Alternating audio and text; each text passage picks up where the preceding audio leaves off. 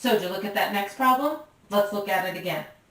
A nutritionist working for NASA must meet certain minimum nutritional requirements and yet keep the weight of the food at a minimum. He is considering a combination of two foods, which are packaged in tubes. Each tube of food A consists of 4 units of protein, 2 units of carbohydrates, and 2 units of fat, and it weighs 2 pounds.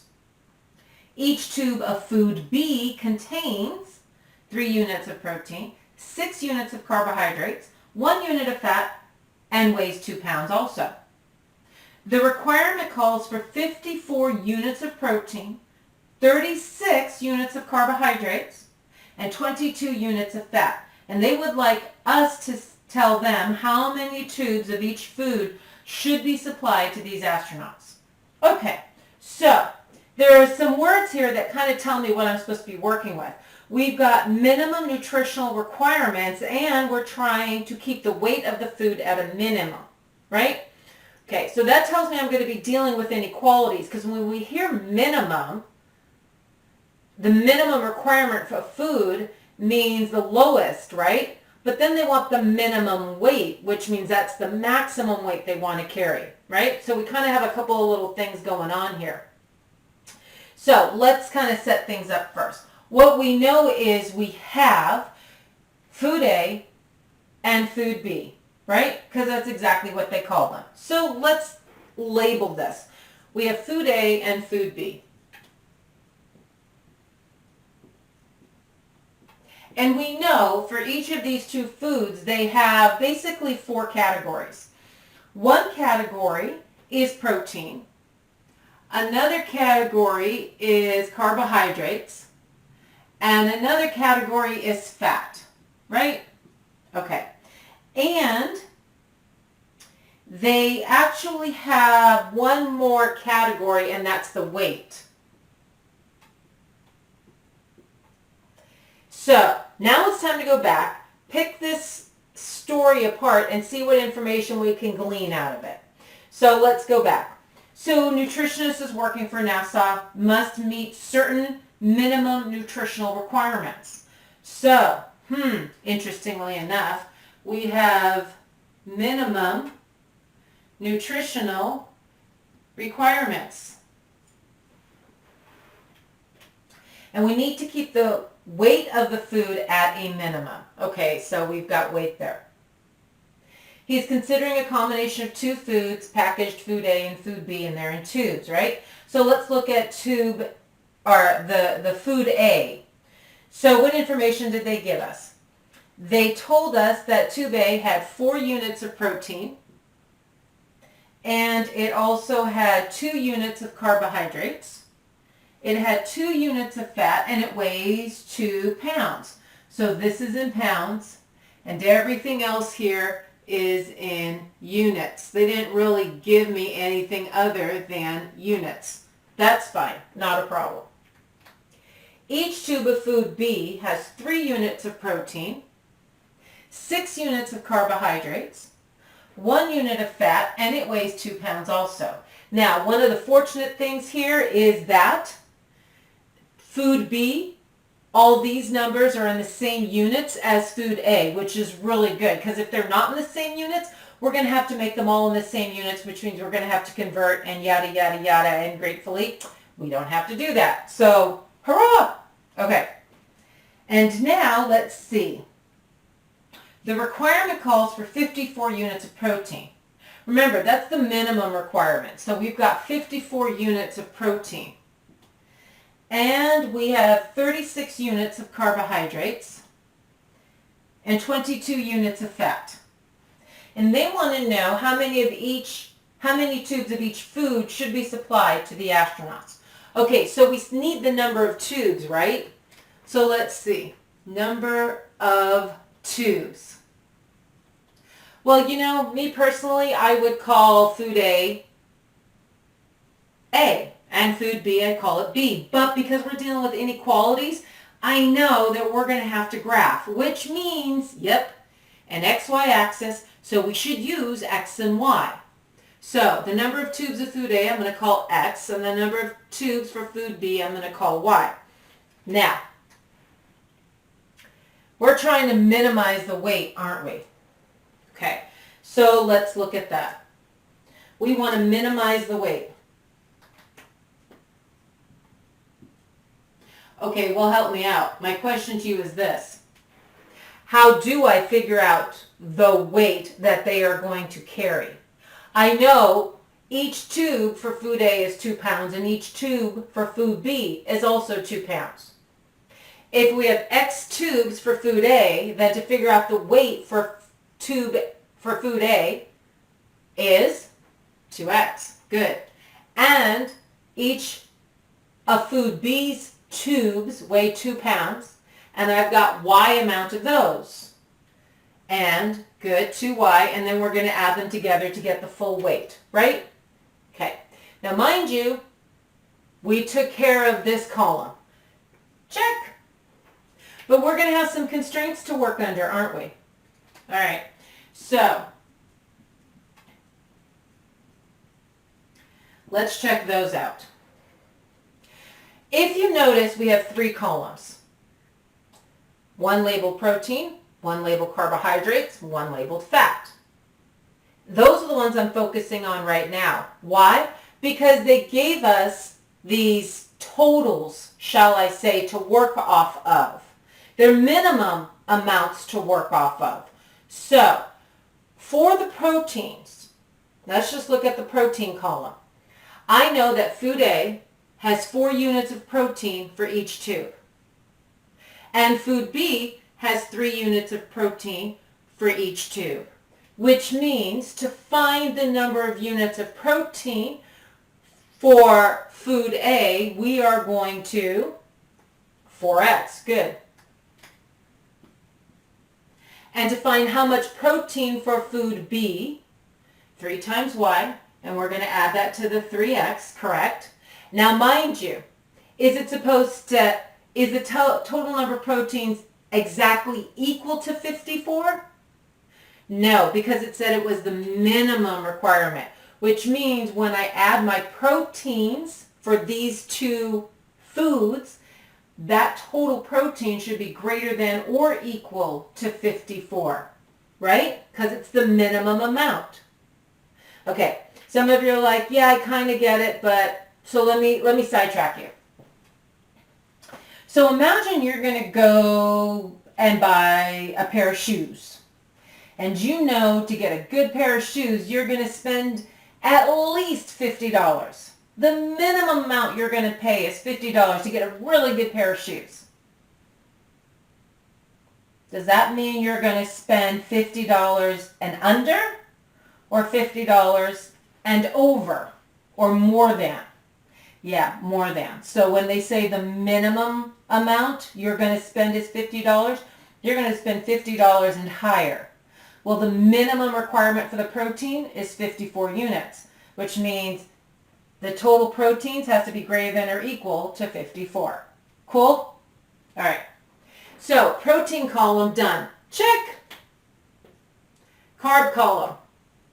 I heard you. You're kind of getting the hang of it. You're like, all right, well, that's going to be 2X because 2 units of carbs for every tube of food A plus 6Y because that's 6 units of carbs for every tube of food B. And that also has to be greater than or equal to 36, doesn't it? Good, because it's minimum. Okay, carb column done. Got an idea how you're going to write the fat column? Good. 2X plus 1Y greater than or equal to 22. Yes, excellent. Fat column done. Yay! Now, there's 2 other constraints here that they didn't even tell you. But they're kind of the unspoken constraints. Here's why. My X and my Y represent the number of tubes that they're going to take on this mission, right? Can you have a negative amount of tubes? Yeah, no, that's not good. That means you're doing a lot of days of fasting, so I don't think so. So the number of tubes for food A, the minimum number of tubes is Yeah, 0. So you're going to have x greater than or equal to 0. You're going to take 0 tubes of food A or higher. And the same with food B, right? Okay, good? Loving it. So we're going to have to graph, aren't we? Awesome, but I need some board space, so I'll be right back. Okay, so got some more board space. I wrote my inequalities up here, the 3 of them, the first 3 that we got. The second 2 inequalities, x and y, both greater than or equal to 0, tells me that we're really just going to be dealing in the first quadrant. So I didn't have to draw all 4 of them. So x and y greater than or equal to 0, just first quadrant only. Okay? So in order for us to graph the feasibility set, if you remember we spoke about that in a previous lecture, in order to graph that, I'm going to need to graph these 3 inequalities. Now, the best way I have found to graph these, and I think the simplest way, is first, you're going to have to make them equations. Why?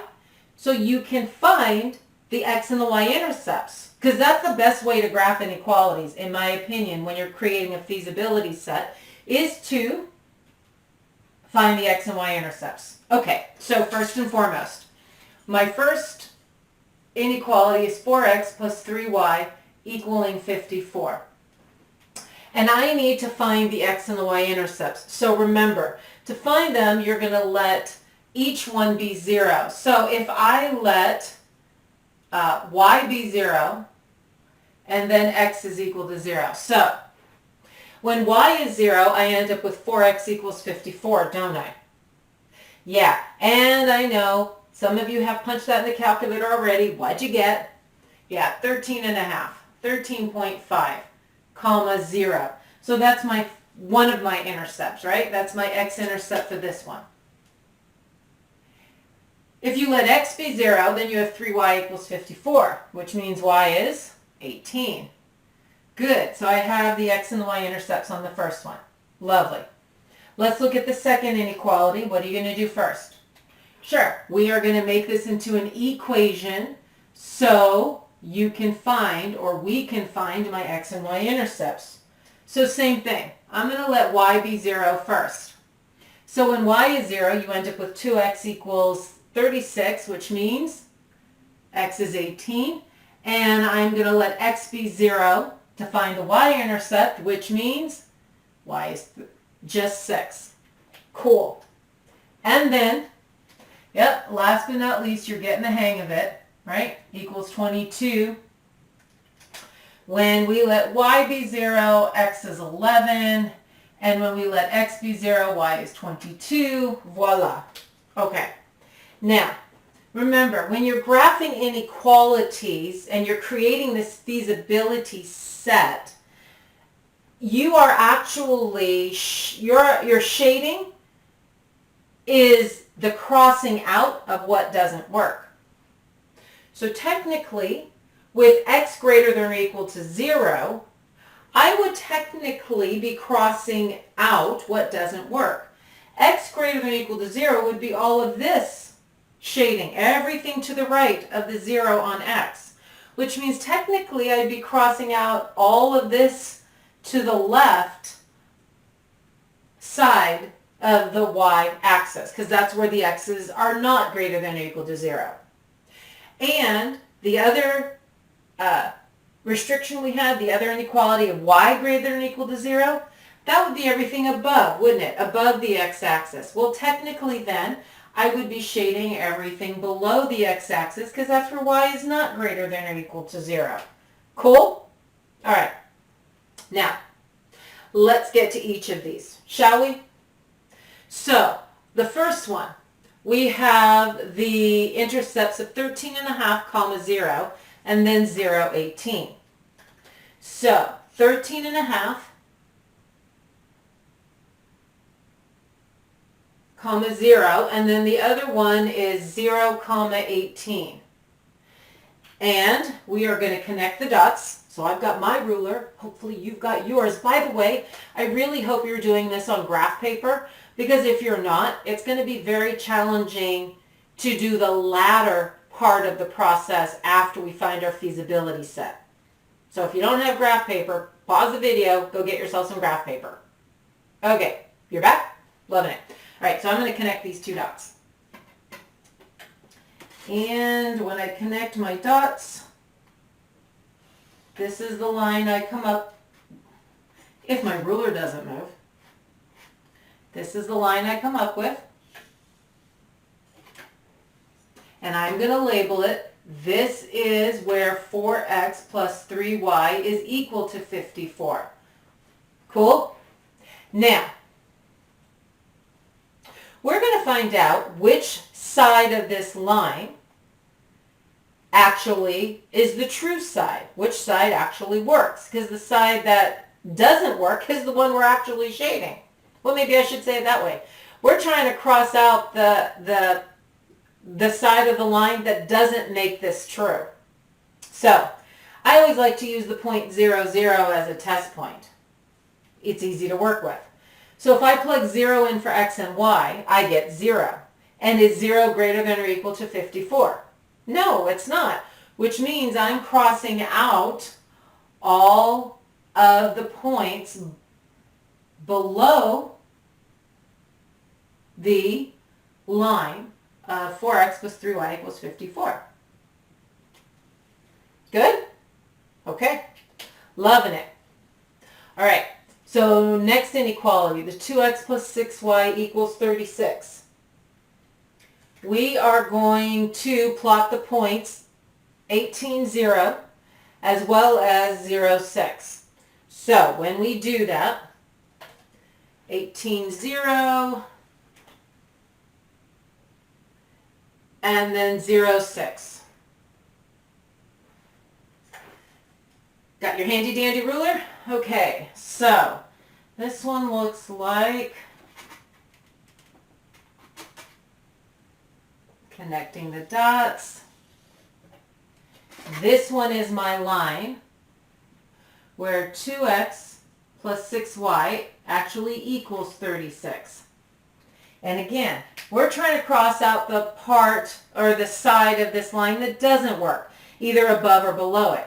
I'm going to use 0, 0 again as a test point. So 0, 0 plugged in gives me 0 greater than or equal to 36. Yeah, that part doesn't work. So I am going to cross out everything below the 2x plus 6y equals 36 line. Good? All right. We got one more to do. We have 2x plus y greater than or equal to 22. And we have 11, 0. So let me get the 11, 0. And then we actually have 22, or 0, 22. Okay, connecting our points.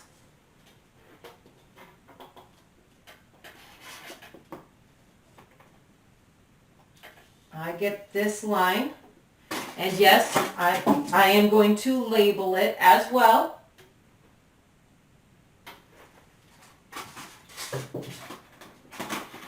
And when I label it, there we go, that's better. And when I label it, this will be 2x plus y equaling 22. I'm going to use 0, 0 again, and 0, 0 doesn't work.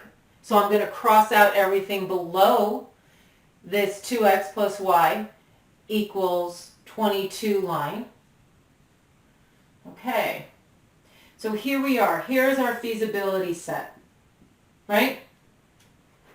The points we're actually looking for are the points that are the boundary of this feasibility set. So I am looking at this outer area, so to speak, these outer lines to this point. And then I have it to this point. And then I have it to here.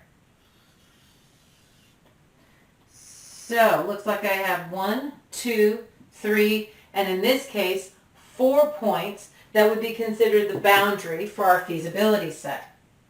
Now, my graph is not on graph paper. If it were on graph paper, these points, these 2 points might be very easy for us to determine because it might be exactly, I don't know, that looks like maybe it's a 5 or a 6, right, for the x, and maybe, I don't know, a 12 for the y. But I'm not going to guess on that. So what we need to do is we need to remember how to determine the point of intersection between 2 lines. All right, so this particular point is the intersection between the 4x plus 3y equals 54 line and the 2x plus y equals 22 line. So I need to find the point of intersection and for these 2 lines. So here's the deal. You have choices. You can use substitution or elimination. Choice is yours.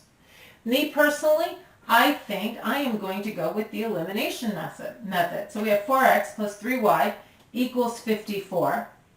I am going to multiply this equation by a negative 3.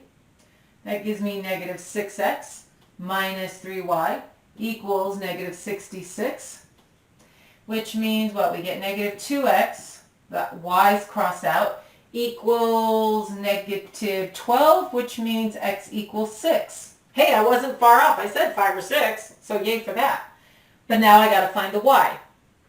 So I am going to take this x, being 6, and I'm going to plug it into the 2x plus y equals 22. So we have 2 times 6 plus y equals 22. So 12 plus y, which means y equals 10. So this point of intersection would be 6, 10. Good? All right.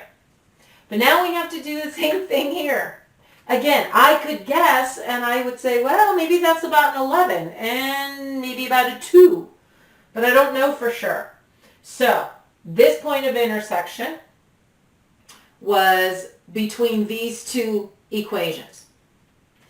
This particular point is made up of the 2 lines, 2x plus 6y equals 36, and 4x plus 3y equals 54, right? So, need that point of intersection. So, let's see. I, again, am going to use elimination. I have 4x plus 3y equals 54. I'm going to take this equation and I'm going to multiply it by a negative 2. That's going to give me a negative 4x minus 12y equals negative 72. X's drop out. Y's are negative 9y equals a negative 18, so y equals 2. Good? And then plug it into one of the equations, right? I'm going to plug it into this one. I like this one a little better. The numbers seem a little nicer to me. 2x plus the 6 times 2 equals 36. Do your algebra, right? Looks like 2x equals 24 and x is 12. So it looks like this is the point 12, 2. Awesome. How we doing? So far so good?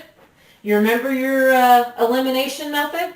If not, hopefully this was a good little brush up for you. Right? Okay. So now we have 1, 2, 3, 4 points. And we have one last step to do. And I need a little bit of board space. So I think we can talk while I get some board space, don't you? Do you remember what equation we're trying to minimize? Yeah, we're trying to minimize the weight, aren't we? And what was that equation for the weight? Good. 2x plus 2y. Excellent. That was my requirement, right? By the way, what does x represent again?